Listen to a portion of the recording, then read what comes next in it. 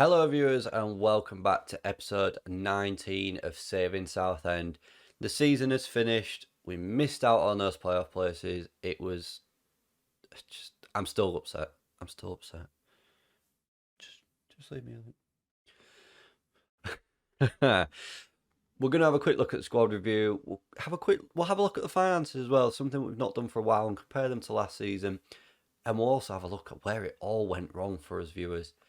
Roll the intro and we'll get straight into this.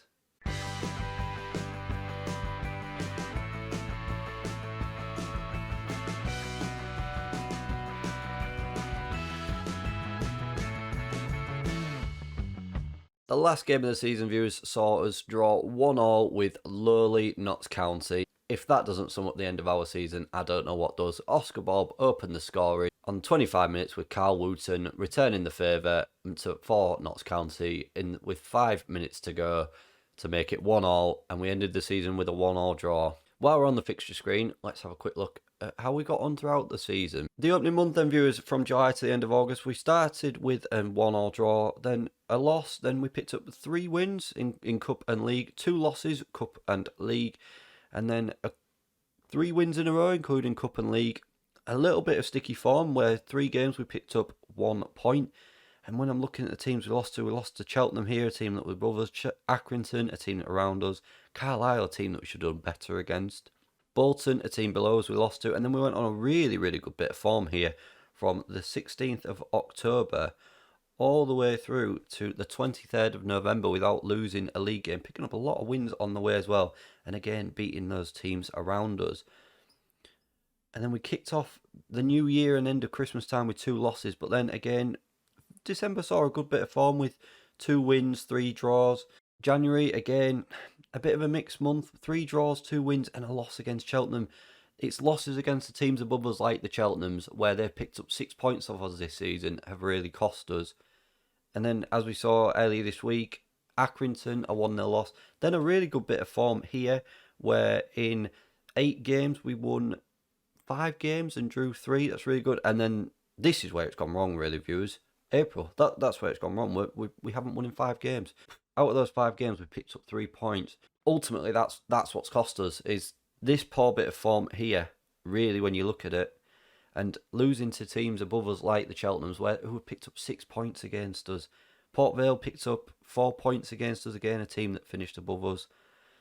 It's the things like that we've let slip through our fingers, and ultimately, that's what's cost us. For next season, we need to make sure we can beat those better teams in this league if we are serious about going up either automatically or via those playoffs. We've got a number of contracts out at the end of this season, viewers. Just looking at them, Alex Bruce is a man that won't be here next season. Not played all season for us, 37 years of age. I've been trying to get rid of him, but he just refused to go at his age. Josh McEachran, 15 games, 3 assists, an average of 6.86, £1,800 a week. Unless he's willing to drop those wages, I think Josh might be going, to be honest. I've not seen enough of him to really warrant him getting a new deal unless it's on reduced terms. Damani Miller, a man that's made 14 appearances for us, 25 appearances off the bench in all competitions, 9 goals, 2 assists, £575 a week. I would like to keep him around here for at least another year, as he's only 21 and shown us plenty of potential.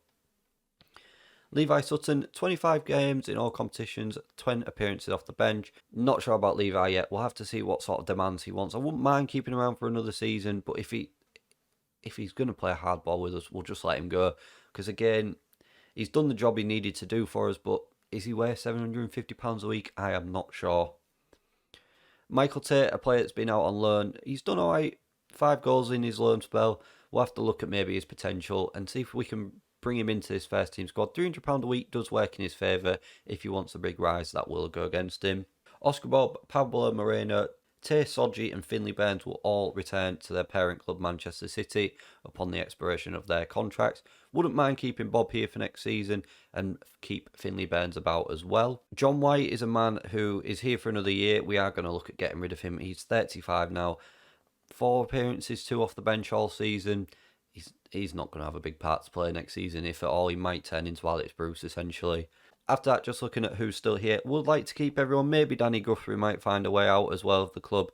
But everyone else I am looking at keeping here to build on what we've done this season and then take that forward into next.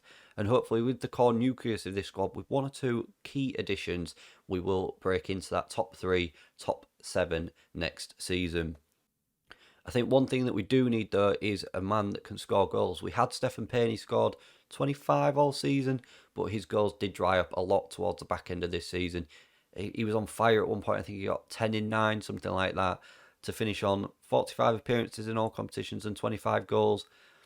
It's a good return overall, but when you look at, he started 10 in 10-ish. So we'll have to wait and see if we can find another striker.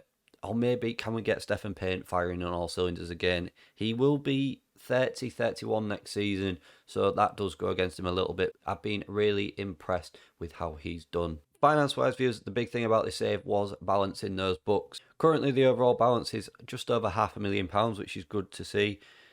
Last season, we made a loss of 221,000, and this season, we seem to be making about £1 million in profit. We are massively helped by Elvis Belomo's transfer fee. I am well aware of that, so that is something we're going to have to look at next season.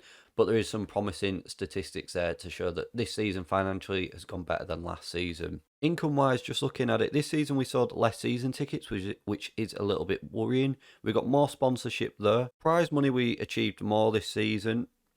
Match day income did go up slightly this season by about 150,000. Gate receipts as well, that's the main thing. That we sold £1.9 million worth of tickets last season. This season we gained 2.7 million.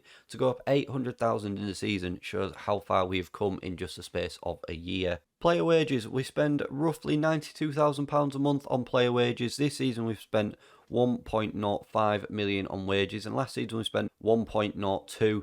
So again, a slight increase, but it just shows that we've increased the quality of the playing squad on a similar budget to last season.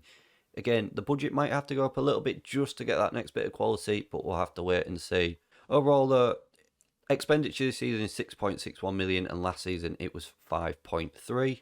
Overall income this season was 7.25 million, and last season it was 5 million, so a big increase. But again, I am aware that Belomo's transfer fee will help this. And here we are then, the main season review. Let's have a look what this shows us. So it's showing us our transfer incomings. Finley Burns was the highest average rating with 7.40. Neufville as well, a man that I've been really impressed with. 7 assists, 1 goal, 7.05 in his 40 appearances. Stephen Payne, again, as we've discussed, did tail off towards the end of the season, but 25 goals can't be sniffed at, and an average of 7. Oyegoki, I think another season in this league will really help him develop, as he's only 19 years of age. An average rating of 7 for him.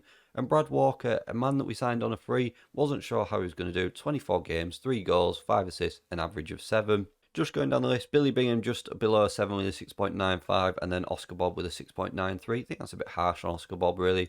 13 goals in 39 appearances and 8 assists. I would like to get him back next season if we can. Other than that, Con, someone I was a little bit disappointed with. Sometimes looked great, sometimes looked a bit shaky. 6.88 for him. He's got another year here.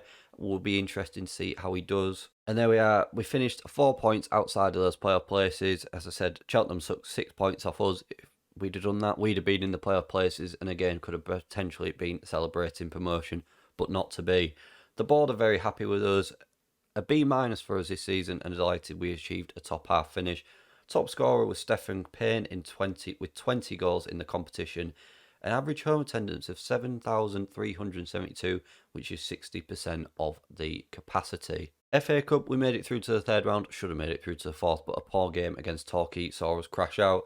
Again, top goal scorers are Nathaniel George, Stephen Payne and Oscar Bob with a goal. The board rating is a C+. League Cup, we finished second round after being knocked out 2-0 by QPR. Board again gave us a C+. Stephen Payne is the highest top goal scorer in that competition with 2. And the good old pizza trophy saw us progress through to the Southern section third round. Oscar Bob was the top goal scorer in that competition with 3 goals and a C+ from the board. When you look at it, not a bad competition really that we've done there. Going out to Tottenham under 23s is no disgrace. The biggest win of the season then was the 5-1 victory against Salford. The match to remember was our 3-1 victory against Mansfield. And the goal of the season was Oscar Bob against Carlisle in the 86th minute. As we just discussed, sponsorship wise, we brought in 948,000 this season, up from 330,000. Broadcast revenue, very similar, just an extra 30,000 this year to 282. Corporate and hospitality, again, goes up about 80,000 to 344. Competition prize money, the FA Cup has helped that, and an extended stay within the Pizza Trophy has helped to take that up to 140,000. Matchday commercial and retail income is 578,000, up from 444 last season. 271,000 in player shares sold, which equates to 3,832, with Lennon, Payne, Barnby, Guthrie and Nathaniel George being our highest sellers. And here is how we lined up the majority of the wise. So it's Mark Oxley in goal, back four of Neufville, Lennon, Burns and Oyugoku, McEachran in the defensive midfield, Dieng and Bingham in the centre, with Nathaniel George on the left, Bob on the right and Stephen Payne up top. Again, that is the highest average rating team of the season. And here we are then, the accolades. Harry Lennon gets Fans Player of the Season. Young Player of the Season goes to Finley Burns. Signing of the Season goes to Neufville. And Goal of the Season goes to Bob. Stephen Payne was the highest overall goal scorer, 25 goals. Most man of the matches goes to Finley Burns with 9. And Con is the worst discipline with 13 yellow cards and 1 red. And there we have it, viewers. The season review is done.